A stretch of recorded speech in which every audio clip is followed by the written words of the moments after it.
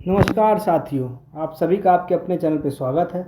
आशा है आप सभी अच्छे होंगे और आप सभी के आने वाले एग्ज़ाम की तैयारी भी ज़ोरों शोरों से चल रही होगी। तो चलिए साथियों, जो आपका एक टॉपिक परिवार में मित्र कंप्लीट कराया गया था, चलिए उससे जितने प्रीवियस ईयर के प्रश्न पूछे गए हैं अभी तक सीटेट में, उन सभी प्रश्नों को आज हम देख लेते हैं, जिससे कि हमारा ये टॉपिक पूरी तरह से कंप्लीट हो जाए। तो चलिए साथियों शुरू करते हैं। तो आज का पहला प्रश्न है कि परिवार में बड़े बुजुर्गों की कहानी सुनना बच्चों के लिए क्यों आवश्यक है।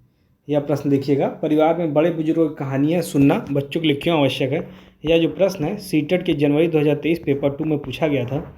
चलिए समझते हैं क्यों आवश्यक है। ऑप्शन ए, ताकि बच्चे समय व्यर्थ ना करें, क्योंकि इससे बच्चे की कल्पना करना सीखते हैं और मूल्य भी ग्रहण करते हैं, क्योंकि यह केवल मनोरंजन का साधन है, और क्योंकि इससे बच्चों का अध्ययन बाधित होता है। देखिए, पहली चीज़ तो हमें कोई भी चीज़ ऐसी चीज़ नहीं करनी है जिससे कि बच्चों के जो है विकास में समस्याएं हैं। जैसे यदि बच्चों का अध्ययन बाधित होता है तो यह तो अपने आप ही गलत हो जाएगा, क्योंकि इससे बच्चों का जो विकास होगा इसमें जो है बाधित होगी। आप इतना समझ गए होंगे। तो ऑप्शन डी तो इसका कट गया। दूसरी चीज़, क्योंकि यह केवल मनोरंजन का साधन है। देखिए, एक चीज़ याद रखिएगा, हमने जितने भी अभी तक आपकी एक सीरीज़ चल रही है सीडीपी को लेके, तो यदि उस सीरीज़ को भी अगर आप लोग देख रहे होंगे तो इतना आपको समझ में आ गया होगा कि ऑप्शन किस तरीके से काटे जाते हैं। जैसे यदि किसी भी ऑप्शन में केवल लिख के आ जाए तो यह ऑप्शन 90% गलत ही होता है। इतना समझ के रखिएगा। देखिए, केवल ये मनोरंजन का साधन है, तो यह इस सिर्फ मनोरंजन के साधन के लिए कोई चीज़ नहीं की जाती है। इससे बच्चे का विकास भी हो, यह भी ध्यान में रखा जाता है। चलिए आगे क्या है, ताकि बच्चे समय व्यर्थ ना करें। यह तो ऑप्शन ही बिल्कुल अजीब सा है, इसका कोई मतलब ही नहीं है। इसका जो सही आंसर होगा, क्योंकि इससे बच्चों की कल्पना करना सीखते हैं और मूल्य भी ग्रहण करते हैं। समझ पा रहे, कल्पना करने सीखने से जो है बच्चों का जो है एक तरीके का जो है विकास अच्छा होता है, जिससे कि बच्चे जो है कई तरीके के विकास जो है मानसिक रूप से जो है दृढ़ हो जाते हैं। तो आप समझ गए होंगे, क्योंकि इससे बच्चों को कल्पना करना सीखते हैं और मूल्य भी ग्रहण करते हैं। इतना आप समझ चुके हैं। चलिए इसके बारे में थोड़ा देख लेते हैं कि क्या होता है। बच्चों जो कहानियाँ जो होती है बच्चों के भावनात्मक, नैतिक और कल्पनात्मक विकास में सहायक होती हैं। इतना आप समझ गए होंगे। तो इतने में किसी कोई प्रॉब्लम है तो तुरंत कमेंट करके बताइएगा। चलिए साथियों, अब आगे बढ़ते हैं। आज का अगला प्रश्न क्या है देखते हैं। तो आज का जो अगला प्रश्न है यह है कि ईवीएस विषय में परिवार एवं मित्र टॉपिक पढ़ाने का मुख्य उद्देश्य क्या है। क्या है, चलिए समझते हैं। बच्चों के परिवार के प्रकार याद कराना। देखिए, बच्चों को कभी भी कोई चीज़ याद कराना नहीं होता है एक शिक्षक का उद्देश्य, या फिर अपनी शिक्षा का उद्देश्य बच्चे को याद कराना नहीं होता है। बच्चे का विकास हो, इस तरीके से हमको जो है शिक्षा दी जाती है। तो परिवार के प्रकार याद कराना यह तो गलत है। परिवार के सामाजिक, आर्थिक और भावनात्मक भूमिका की समझ विकसित करना, देखिए यह तो आंसर हो सकता है। मगर चलिए आगे भी देख लेते हैं, क्योंकि देखिए जो सीटेट के एग्ज़ाम होते हैं उसमें यदि कोई एक ऑप्शन आपको लग रहा है कि यह है, मगर उसके अगले ऑप्शनों को ज़रूर पढ़िए। क्योंकि क्या होता है, कभी कभी जैसे एक ऑप्शन अगर आपका मैच हो रहा है तो जो अगला ऑप्शन हो सकता है उसमें ही ऑप्शन जो अगला होगा उसमें ऑप्शन बी या फिर जो भी ऑप्शन मैच हो रहा था उसको भी समाहित कर लिया जाता है। तो इस तरीके के ऑप्शन भी देखे जाते हैं। अगला, परिवार के सदस्यों की संख्या गिनना, तो यह तो बिल्कुल गलत है। और परिवार की परिभाषा रटवाना, अभी आपको बताया गया था कि याद करना रटवाना यह बिल्कुल ही गलत होते हैं। इसका सही आंसर होगा परिवार की सामाजिक, आर्थिक और भावनात्मक भूमिका की समझ विकसित करना। इतना आप समझ चुके होंगे। चलिए देख लेते हैं क्या है कि परिवार की सामाजिक, आर्थिक और भावनात्मक जो है भूमिका की समझ विकसित करना जो है इसका सही आंसर होगा। चलिए अगला प्रश्न देखते हैं। तो आज का अगला प्रश्न जो है यह है, शिक्षक परिवार व मित्र विषय पढ़ाते समय निम्न में से क्या नहीं करेगा। चलिए देखते हैं। बच्चों को अपने परिवार की चर्चा करने देगा। चलिए ठीक है। बच्चे को परिवार की विविधता को समझने देगा। चलिए ये ऑप्शन ये भी सही लगता है। चलिए आगे बढ़ते हैं। बच्चे को यह बताना कि संयुक्त परिवार सबसे अच्छा होता है, और बच्चे को अनुभव साझा करने देना। देखिए, एक चीज़ याद रखिएगा, आपको जब भी हम लोगों ने यह टॉपिक करा रहे थे तो उस टॉपिक में बताया था कि कभी भी हमको वो ऑप्शन नहीं चुनना होता है जिसमें कि संयुक्त परिवार, जिसमें यह बताया जाए कि संयुक्त परिवार अच्छा है, एकल परिवार बेकार है, या फिर एकल परिवार अच्छा है, संयुक्त परिवार बेकार है, या फिर किसी एक को अच्छा दिखाना है या एक को बुरा दिखाना। इस तरीके के जो भी ऑप्शन होते हैं वो हमेशा गलत होते हैं। देखिए, आपको जो भी है इस तरीके से सीखना है जिससे कि आप पेपर में सीधे ऑप्शन लगा सकें। इसका जो है पूरी तरीके से ध्यान रखिएगा। देखिए, पहले तो बच्चे को अपने परिवार की चर्चा करने देना, यह तो देखिए ऑप्शन सही है। बच्चे को चर्चा करने देना है, ठीक है। बच्चे के परिवार की विविधता को समझने देना, यह भी ठीक है, कोई समस्या नहीं। फिर आता है बच्चे को यह बताना कि संयुक्त परिवार अच्छा है। देखिए इस चीज़ को जो है कभी भी जो है यह चीज़ नहीं बतानी है। देखिए बच्चा किस परिवार से आता है, या हो सकता है बच्चा एकल परिवार से आ रहा हो, तो इसका मतलब यह थोड़ी ना कि हम ये बता दें कि बच्चे का जो है संयुक्त परिवार अच्छा है तो बच्चा जाके घर में झगड़ा करना बैठ जाए। या फिर संयुक्त परिवार से आ रहा है उससे कह दिया जाए नहीं एकल परिवार अच्छा है, तो फिर घर में बवाल कट गया। तो इसीलिए जो है ऑप्शन सी जो है इसका गलत होगा। इसके अलावा बच्चे को अनुभव साझा करने देना, हाँ बिल्कुल यह सही है, अनुभव साझा करने दिया जाए। तो इसका ऑप्शन जो होगा ऑप्शन सी जो है सही होगा, क्योंकि यही गलत है। क्या पूछा गया, क्या नहीं करेंगे, तो ऑप्शन सी जो है यह नहीं करने देना है। तो इतना आप समझ गए होंगे।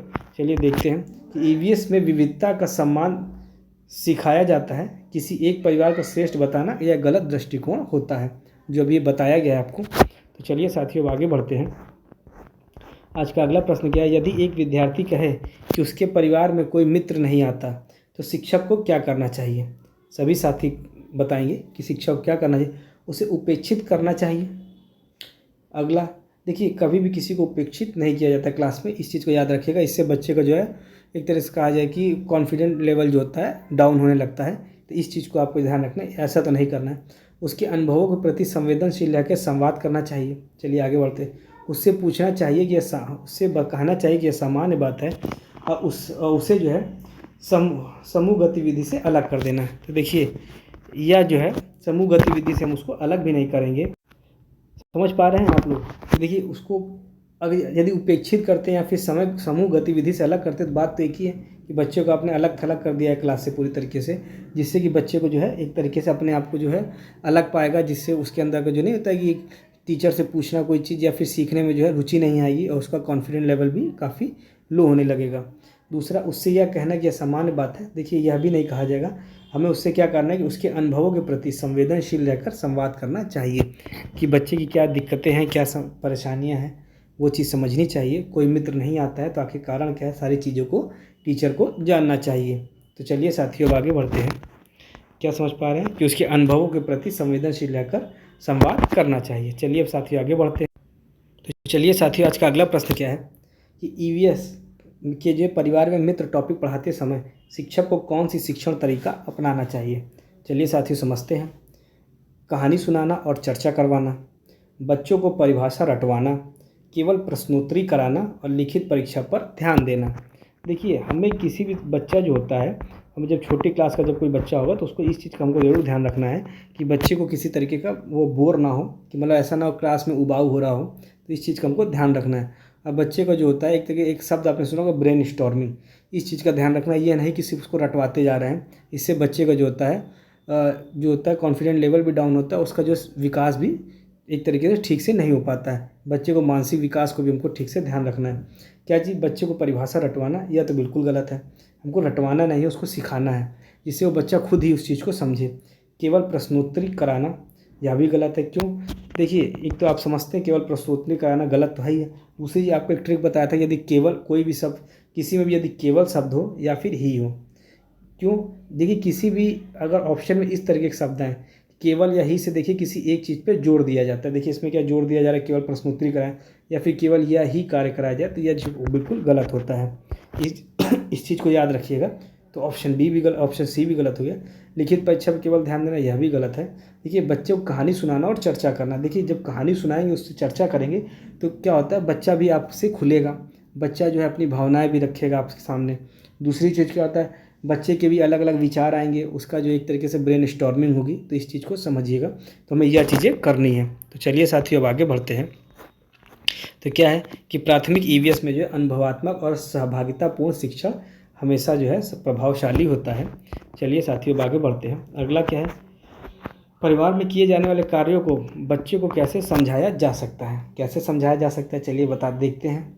बच्चे के घर में किए जाने कार्यों की सूची बनवाकर उन्हें सीधे बता देना कि कौन क्या करता है, पुस्तक से रटवा कर या गृह कार्य देकर। समझिएगा उसको कैसे समझाया जा सकता है। देखिए पहली चीज़ तो क्या है, एक चीज़ याद रखिए, जैसे ये पिछला प्रश्न था, इसको देखिएगा, यह प्रश्न था जैसे, इस प्रश्न को तो आप समझ चुके होंगे। चलिए अब अगला प्रश्न देखते हैं कि परिवार में किए जाने कार्य को कैसे समझाएं। देखिए बच्चों के घर से किए जाने वाले कार्यों की सूची बनवाना। चलिए अगला देखते हैं, उन्हें सीधे बता देना कि कौन क्या कार्य करता है, पुस्तक से रटवाना या गृहकार देना। देखिएगा इस तरीके से देखा जाए तो कोई भी ऐसा ऑप्शन नहीं है जो पूरी तरीके से ठीक हो, मगर देखिए इन सब में देखना है कि इन चारों ऑप्शनों में कौन सा बेहतर है, इसको भी उनको ध्यान देना है। देखिए बच्चों को घर से किए जाने वाले कार्यों की सूची बनवाना। चलिए आगे बढ़ते हैं। उन्हें सीधे बता देना कि कौन क्या कार्य करे। देखिए ये तो बिल्कुल गलत है, कोई भी कार्य सीधे नहीं कराना है, हमें इस तरीके से करना है कि बच्चा एक चीज़ सीख सके। पुस्तक से रटवा देना, तो रटवाना तो बिल्कुल गलत होता है। और गृह कार्य देकर, तो गृह कार्य भी नहीं।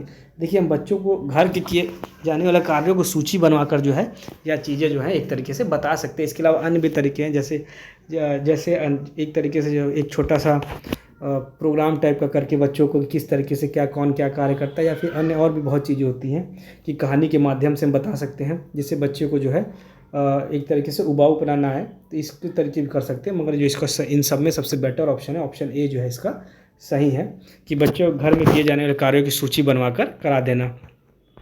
इतना आप समझ चुके होंगे। चलिए अगला प्रश्न देखते हैं। बच्चे में हम भावना वी फीलिंग किसके द्वारा विकसित होती है? चलिए समझते हैं। केवल विद्यालय के नियमों से, परिवार में मित्रों के सहयोग से, इसके अलावा क्या है, प्रतियोगिता के माध्यम से, अकेले अध्ययन से। देखिए वी फीलिंग का मतलब आप ये समझिए कि उसके अंदर जो है सबको लेके चलने की भावना, इस तरीके की हम भावना की बात नहीं, ये हम भावना की बात हो रही कि सबको लेकर चले। इस चीज़ का हमको ध्यान रखना है।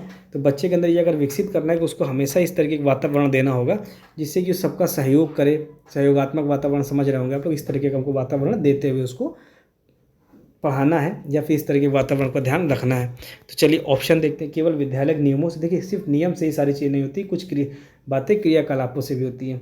परिवार एवं मित्रों के सहयोगात्मक वातावरण से, चलिए ये तो सही लगता है। प्रतियोगितात्मक के माध्यम से, तो यह तो नहीं है। इसके अलावा केवल अध्ययन से, अकेले अध्ययन से, तो यह भी गलत है। इसका जो सही आंसर होगा ऑप्शन बी, परिवार और मित्रों के सहयोगात्मक वातावरण से जो है यह सही होगा। तो चलिए साथियों आज का अगला प्रश्न देखते हैं। आज का अगला प्रश्न है, परिवार बच्चों का पहला विद्यालय है, इस कथन का क्या अर्थ है? देखिए परिवार बच्चों का पहला विद्यालय, एक तरीके इस कथन का अगर अर्थ हम लोग समझा जाए तो इस कथन को हम लोग इस तरीके से भी ले सकते हैं। देखिए एक बच्चा जो होता है, विद्यालय ऐसा तो है नहीं कि जब जन्म से सीधे ही चला जाता है। कुछ साल जो है 3 साल 4 साल 5 साल बाद ही जाता है आजकल बच्चे जो होते हैं। तो उस चीज़ को हमको ध्यान रखना है। देखिए शुरुआत में जो कुछ बच्चा सीखता है वह विद्यालय से नहीं सीखता है, शुरू में घर से सीखता है। एक चीज़ देखिएगा, इसीलिए कहा जाता है कि माता पिता घर का वातावरण ऐसा बना के रखें जिससे कि बच्चों को जो है किसी प्रकार की, नहीं होता है कि कहा जाए कि बुराइयां ना आ पाए, इस तरीके का ध्यान रखना चाहिए। क्योंकि बच्चा जो चीज़ सीखता है और जो चीज़ देखता है वही चीज़ सीखता है। आपने एक सिद्धांत भी पढ़ा होगा, बंडूरा का जो सिद्धांत है, अनुकरण का सिद्धांत, उन्होंने बताया है कि बच्चा जो चीज़ सीखेगा, जो चीज़ देखता है वही चीज़ धीरे धीरे ग्रहण करके सीखने लगता है। बंडूरा का आपको थ्योरी याद होगी या फिर आपने पढ़ा भी होगा, या इस जो है अपने इस चैनल पर भी वीडियो पड़ी हुई है। उसमें क्या था कि बंडूरा ने जो है क्या किया था, कुछ बच्चों को लिया था और उनको जो है एक कमरे में ले गया, एक फिल्म दिखाई जिसमें जो है एक डॉल को जो है एक व्यक्ति मुक्का मार रहा था। फिर क्या किया गया, फिर उसके बाद जो है उन्हीं बच्चों को एक डॉल दी गई, तो उन बच्चों ने भी डॉल को मुक्का मारना शुरू कर दिया क्योंकि उसमें आक्रात्मकता जो है आ गई। तो इससे क्या हुआ, तो बच्चे ने जो है अनुकरण करके सीखा। तो बंडूरा ने क्या बताया था कि इसी प्रयास एवं त्रुटि से ही बच्चा नहीं सीखता है, अनुकरण से भी सीखता है। तो हमें ये जो चीज़ है, इस चीज़ को यहाँ परिवार में देखते रहना चाहिए कि बच्चा जो होता है एक तरीके से, एक शुरुआत जो होती है परिवार से सीखता है और परिवार से, समाज से सीखे। अच्छा एक चीज़ आप भी इस चीज़ को ऐसे भी समझ सकते हैं, जैसे कोई बच्चा है, बच्चा आप लोग जैसे कोई हरियाणा का है या फिर बिहार का है या फिर कहीं कभी जहाँ पे उसकी जो लैंग्वेज जो होती है, लोकल लैंग्वेज बोली जा रही है, एक तरीके से बोली जा रही है।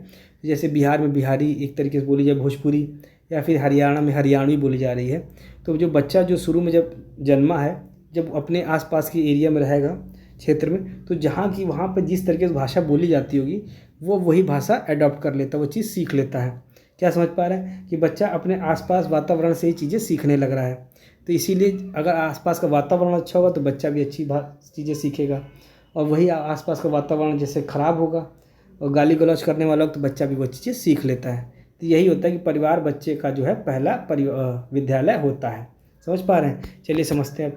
परिवार बच्चों को औपचारिक शिक्षा देता है। देखिए औपचारिक शिक्षा परिवार नहीं देता, अनौपचारिक शिक्षा जो होता है वह परिवार देता है। एक चीज़ याद रखिएगा। चलिए आगे बढ़ते हैं। परिवार बच्चे को समाज में रहना सिखाता है। ठीक है, यह तो सही लगता है।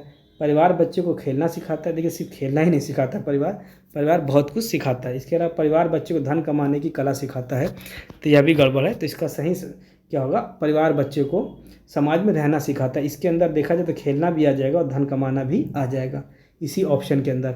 अगर आप ध्यान से अगर देखा जाए, इसको वृहत तरीके से देखा जाए तो इसका ऑप्शन बी जो होगा, इसका सभी जो ऑप्शनों को एक तरीके से जो होता है समाहित किए हुआ है। तो चलिए साथियों आगे बढ़ते हैं कि क्या है कि परिवार समाजीकरण की प्रथम इकाई है जहाँ बच्चा सामाजिक मूल्य सीखता है। इतना आप समझ चुके होंगे। चलिए आगे देखते हैं। अगला ऑप्शन है कि संयुक्त परिवार में बच्चे को कौन सा लाभ प्राप्त होता है। चलिए देखते हैं क्या है। निर्णय स्वतंत्र ले सकता है। देखिए आपको अगर ये टॉपिक पढ़ा होगा तो आपने एक चीज़ ध्यान दिया होगा, एकल परिवार जो होता है उसमें बच्चा, हमने आपको डिफरेंस बताया था संयुक्त परिवार और एकल परिवार में। तो स्वतंत्र जो संयुक्त परिवार होता है उसमें बच्चा जो है निर्णय स्वतंत्र नहीं लेता है, और जो स्वतंत्र निर्णय जो होता है वह एकल परिवार में लेता है। इस चीज़ को याद रखिएगा, इस टॉपिक को पढ़ जरूर लीजिएगा एक बार, है ना, जिससे कि आपको यह समस्याएं ना आए। ठीक है, तो क्या है समझे, क्या लाभ प्राप्त होता है कि देखिए निर्णय स्वतंत्र रूप से लेता है, तो यह तो गलत है, क्योंकि यह जो होता है यह एकल परिवार में होता है। किस में होता है, एकल परिवार में यह चीज़ होती है। समझ गए होंगे। इसके अलावा सहयोग, मार्गदर्शन और सुरक्षा मिलती है। इतना आप समझिएगा। तो जो सहयोग, मार्गदर्शन और सुरक्षा की बात है तो यह तो चलिए ठीक है, क्योंकि एकल परिवार संयुक्त परिवार का ये सबसे मुख्य गुण होता है कि इसमें सहयोग, मार्गदर्शन और सुरक्षा की भावना होती है। ठीक है, अगर प्रतियोगिता की भावना अधिक होती है। चलिए आगे बढ़ते हैं। परिवार के कार्यों में भाग नहीं लेना पड़ता है, तो यह बिल्कुल गलत है। इसका सही ऑप्शन होगा सहयोग, मार्गदर्शन और सुरक्षा मिलती है। इतना आप समझ गए होंगे। क्या इतनी किसी को समस्या हो तो बताइएगा। चलिए आगे बढ़ते हैं कि सहयोग, मार्गदर्शन और सुरक्षा मिलती है। चलिए इसका अगला प्रश्न क्या है कि ईवीएस में जो है परिवार में मित्र विषय पढ़ाने से बच्चे क्या सीखते हैं। परिवार की परिभाषा याद करना, परिवार के विभिन्न रूपों और रिश्तों को महत्व समझना, इसके बाद परिवार के सदस्य गिनना, या फिर केवल नाम याद करना। देखिए समझिए, पहली चीज़ तो केवल नाम याद करना। इतनी अगर आपको जितने प्रश्न कराएगा उसी प्रश्नों को अगर आपने ध्यान से सुना हो तो इस ऑप्शन को तो आप ऐसे बता सकते हैं कि ये गलत है, कट जाएगा। तो ये केवल सदस्य गिनना, ये तो ऐसा थोड़ी होता है कि केवल सदस्य गिनना सिखाया जाएगा। या फिर एक चीज़ और भी अभी तक बताई गई कि याद करना, रटना, यह ऑप्शन गलत होता है हमेशा। तो क्या होता है कि परिवार के विभिन्न रूपों और रिश्तों की महत्ता समझना ही जो होता है परिवार एवं मित्र विषय को पढ़ाने बच्चे को क्या सिखाते हैं, तो यही सिखाया जाता है। तो चलिए साथियों आज की वीडियो यहीं समाप्त करते हैं, और जो भी नए साथी जुड़े हैं वह चैनल को सब्सक्राइब कर लें, जिससे कि आपको आगे की अपडेट मिलती रहे। देखिए इस टॉपिक में कम से कम आपके 50 प्रश्न को रखा गया है, तो इनको धीरे धीरे कंप्लीट करा दिया जाएगा। देखिए हमने इस तरीके से रखा है कि जिससे कि आपको धीरे धीरे सारे प्रश्नों को एक तरीके से इस टॉपिक भी कंप्लीट होते चले और इस टॉपिक के सारे प्रश्न भी कंप्लीट हो जाएँ, जिससे कि आपको सीटेट का जो एग्ज़ाम होने वाला है इसमें ज़्यादा समस्याएँ ना आएँ, और यूपी टेट का भी जो एग्ज़ाम होगा उसमें भी दिक्कतें ना हैं। तो चलिए साथियों इसी के साथ जो आज की वीडियो समाप्त करते हैं। जो भी नए साथी जुड़े हैं वह चैनल को सब्सक्राइब कर ले, जिससे कि आपको आगे की अपडेट मिलती रहे। चलिए साथियों धन्यवाद।